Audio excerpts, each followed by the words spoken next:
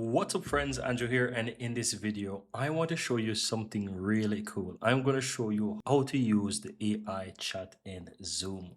Right, so once you're inside the Zoom app, you can use the Zoom AI, and to find the AI app in Zoom, look to the upper right and you will find this little icon here. It says open AI chat. You can click it and you can chat in Zoom. So for example, I want to know what can I do in Zoom. For example, you can type it in and the AI is going to reply to you, right?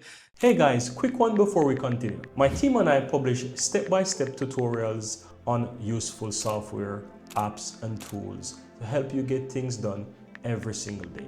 And so if you're finding these videos useful, I'd really appreciate if you hit that subscribe button and give this video a like. And of course, so that you'll never miss out when we release more tutorials just like this one.